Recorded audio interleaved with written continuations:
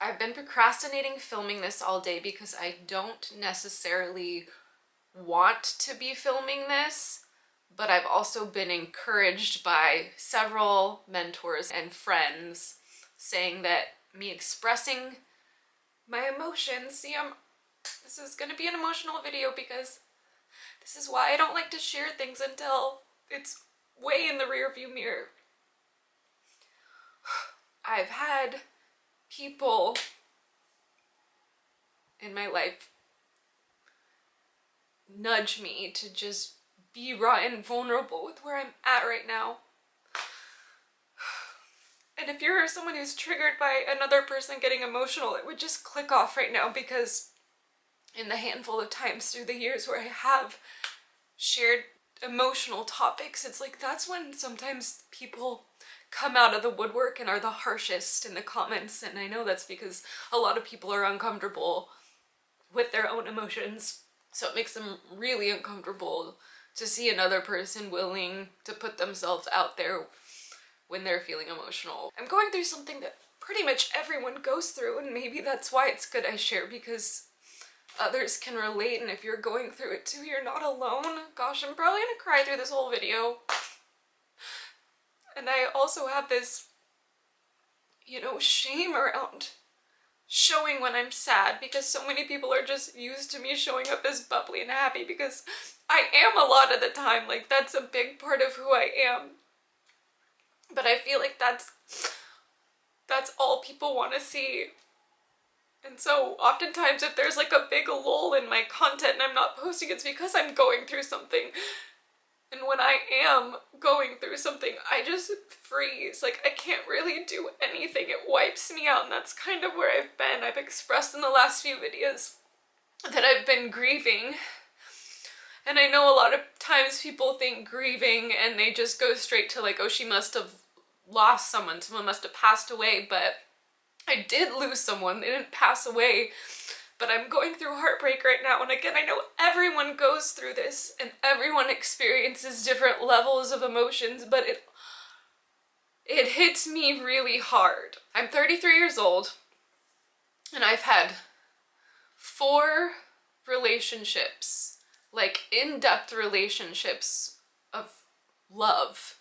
I don't really date around. I've never done the whole dating app thing. I don't go out with people. Like, I'm either single and on my own, or I'm in a relationship. And I'll talk a little bit about my current heartbreak I'm going through, but I also want to go through some of the other relationships that I've experienced, because that's been, like, honestly my biggest reoccurring life lesson. It's been heartbreak and feeling abandoned through that. My first love, it was when I was in high school. We dated for almost 1.5 years, which is really long in high school.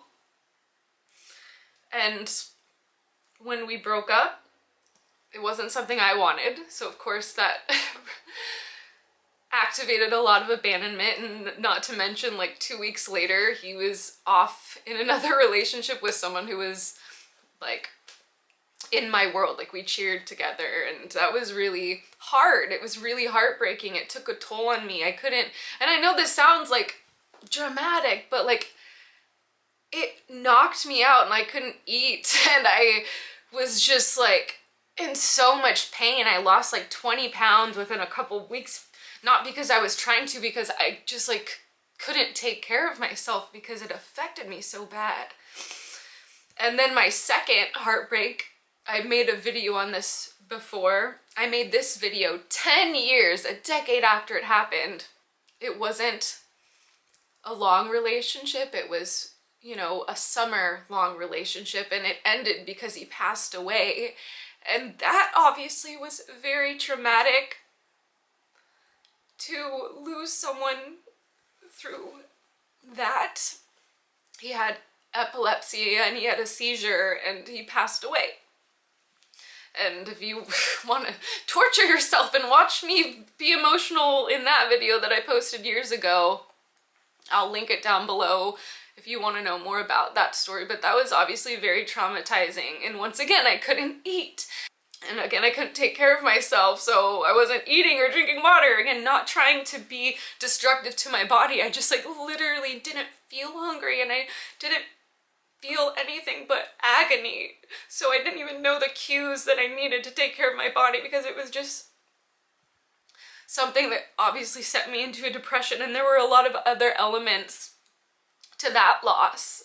But yeah, it got to the point where I wasn't taking care of my body, and one day I woke up and I was just ghost white, like my lips were white, and I passed out. My mom saw me, she's like, "What's wrong with you?" And I passed out, and she had to rush me to urgent care, and I was hooked up to IVs all day long because I was severely dehydrated. And then this next one, the third heartbreak, is one that I've touched on, but I'm still not gonna go into full detail because it was almost a decade long. It was when I was living in LA. I got into a relationship with someone who was a YouTuber who I looked up to, and he ended up being a pretty intense alcoholic. And he cheated on me all the time, but I was young and I was caught in this toxic cycle. And one detail I haven't shared here yet, but he actually got another girl pregnant and had a child.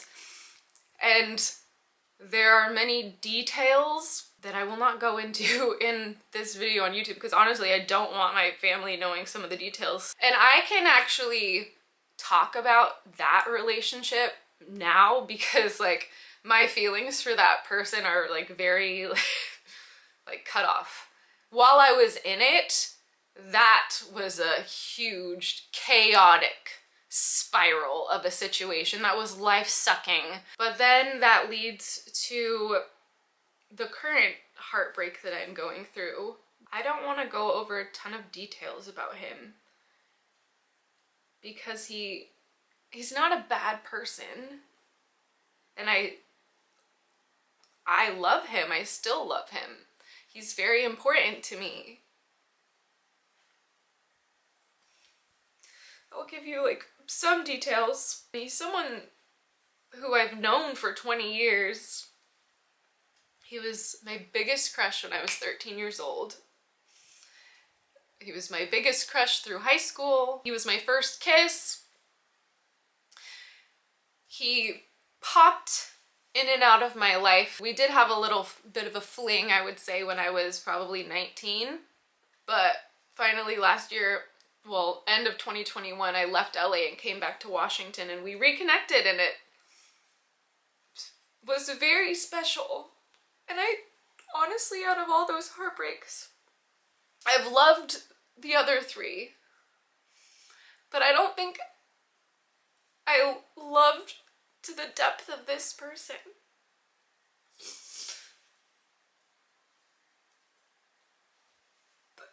I remember towards earlier on thinking like, I'm so lucky, like this is such a special connection. It's weird to say, but the things that I loved about him were also things within myself. I would say like loving him actually helps me love myself more, because he's mirroring things that I like about myself. Like he's kind to people. He had this like light to him that people were drawn to, and he's good at music. He has a great singing voice and good at all things. Like literally he's good at everything.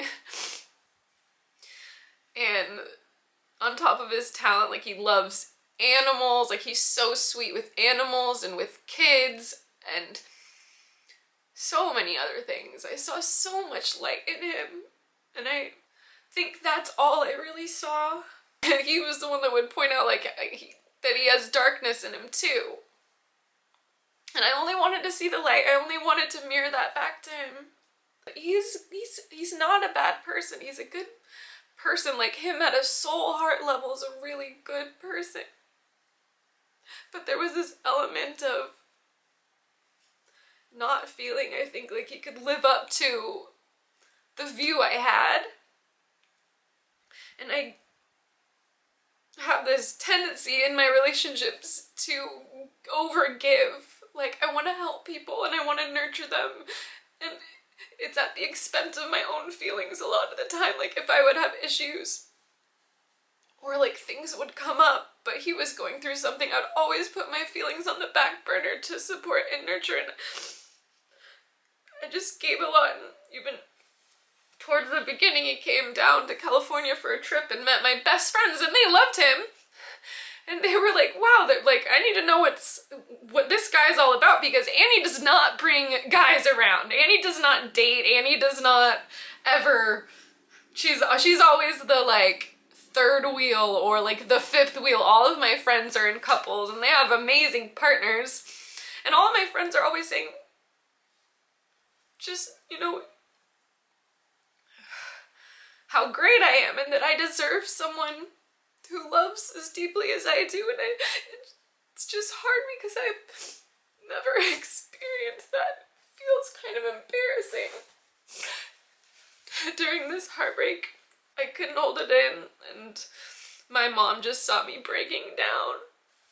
And even she has never been super positively affirmative towards me, but she was like, I want someone to love you as deeply as you love and care for others, because you're always putting so much in, and it hurts to see that this is how it always ends. Like, I'm the one that tends to end up in this position. I'm the one who has ended up being abandoned in the realm of romantic love. And I'm the one that when I love someone, I would not abandon them. I believe that you can work, if you love someone. Obviously there are situations like my previous partner, the 10-year really toxic relationship, like problems that I didn't need to be a part of, for sure. But I believe that when you love someone, like, relationships take work at times. Yes, they're beautiful and all the good feelings can come with them, but they are going to be met with obstacles and triggers and things that need to be addressed and healed and worked through. And I understand that in relationships, they're never gonna be perfect the whole time through, but it's about two people who are willing to work through it and listen to each other and communicate and nurture. But I think, especially in this last relationship, I did all the nurturing, so it was like when my emotions started to come up because there were things that happened that hurt me, there wasn't enough emotional capacity in this person to nurture and support me the way that I tend to do for others, and it just like took me back, like, I'm always there for you. And there was this discomfort of him feeling horrible that he hurt me and didn't want to face it. So there was just a lot of avoidance and abandonment. And again, I really hope he doesn't see this, because I'm not trying to throw him under the bus and I'm not giving a bunch of details. But this one hurt really bad. And now I'm in my hometown. He literally lives 8 minutes away, and everything is a reminder. Like, anywhere I drive to, like, songs that he's a musician, so that he's always singing music, so like I can't even turn on my Spotify without like hearing like songs that he's sings and things that we listen to. And I just feel kind of lost in life right now when it comes to all of this. As stupid as I honestly feel, like, there's still that part of me that's like, I hope he heals, and I hope he grows, and I hope he works through the things that he needs to work through. You know, there is that part of me, because I do love him, that hopes that someday, which I'm not gonna wait around for, he'll come back around, because he is really special to me. But we're at very different places in life. It's another thing he always said, that I was out of his league, that I've just done so much more with my life than he has. Which, like, honestly kind of feels like even like more of a slap in the face, that if I'm out of your league and I've done so much more and I've accomplished so much more, like, why am I the one getting rejected? Because none of that mattered to me. He's just someone who's mattered to me for over half of my life. But not a day goes by that my mind hasn't thought about it, like, constantly, which sucks. I'm like, can it not be my first thought I wake up with in the morning? Like, that's been the thing. Every morning I wake up and that's the first thought that pops into my mind, to the point where I'm like, please stop it. Stop being the first thought. Like, I'm not controlling that. So that sets the tone of my day. So usually it's like the beginning of the days, like the first stretch of the days that is the hardest, and as the day goes on it kind of eases up. Luckily I'm able to sleep. I just kind of chill out and watch a movie or something at night, so that's a good distraction. But like, it's really hard when that's the first thought of the day, like every freaking day. And one thing that has been the case has been that it takes a long time for my heart to heal. I'm the kind of person where, like, I need at least a year before I even think about talking to another person or being open to that.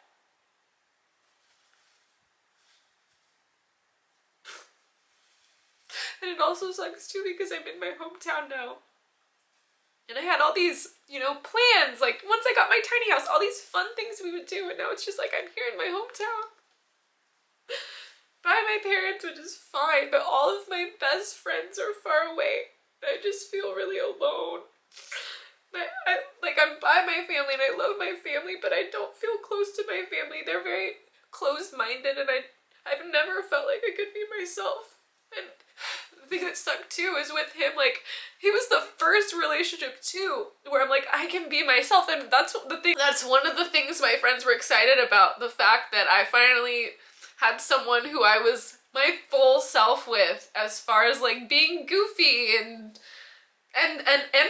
he was open to like the spiritual things. Like, our minds in those ways worked similar. And that's a thing too. It's like,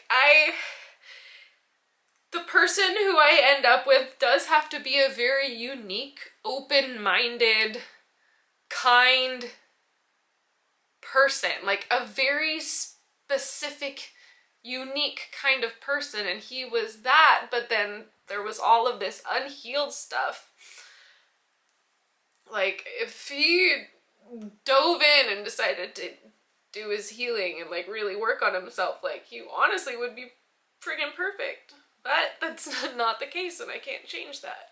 Yeah, being around my family, it's fine, but as far as here in my hometown, he was the one person that I hung out with and felt like safe to be me with. So I'm just going through it.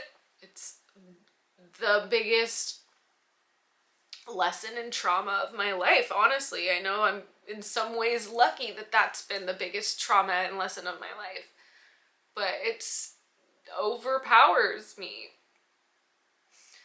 So if you experience that as well, you're not alone. And one thing that I do know is I will be okay, and I'm not gonna hold on the story that everyone always leaves me, or I'm always the one that loves more. Like, those have been my stories. I'm the one that gets abandoned. I'm the one who always cares the most. I'm the one who gives the most and loves the most.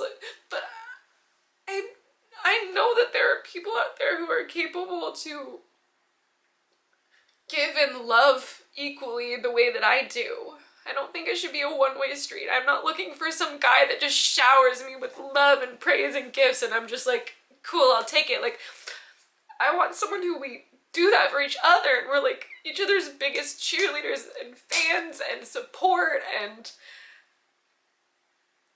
just someone who has the capacity to love in the way that I do.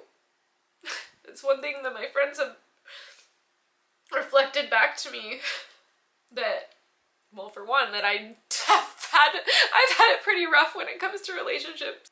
One of my friends recently told me, like, you love deeper than probably anyone I know. Not a lot of people have the capacity of love that you have, and it's again been detrimental to me at times because I have had unconditional love and I'm very forgiving, and I do see the light and the potential in people, and maybe that's the issue too. Like I always see people for their light and their potential, like who they actually truly are at their core. But not everybody's ready to be that version of themselves. And I know I'm not perfect. I get triggered and I get moody, but I also know that I have a lot of light in me. Ugh. I've been talking for 35 minutes. I'm definitely gonna have to cut this video down. So it's probably gonna be pretty choppy. I guess that's all I want to express for now. I'm okay. I'm not like this 24/7, but when I do talk about my emotions, I cry. That's been the reason why oftentimes I don't talk about things. I tend to process things on my own, because as soon as I voice it or I'm talking to another person, I'm just like waterworks. And I've had shame for some reason around people, again, seeing me emotional, because I have this feeling that people only want to see me when I'm happy and perky and motivational. But even when you create a beautiful life, there are still moments of loss and grief and heartbreak. Like, we always are going to go through that at some point, and it's gonna occur. Hopefully I'm done with this lesson though, and I can actually, when the time is right, find the kind of person who's going to love me the way I deserve. But even when I do find that person, there will be obstacles and things to learn and grow through together, and there'll be other areas of life where I experience grief and loss. Like, people pass away, that's still gonna happen. There'll be hiccups in life that are painful, but like, I'm really cool with being done with this lesson when it comes to relationships.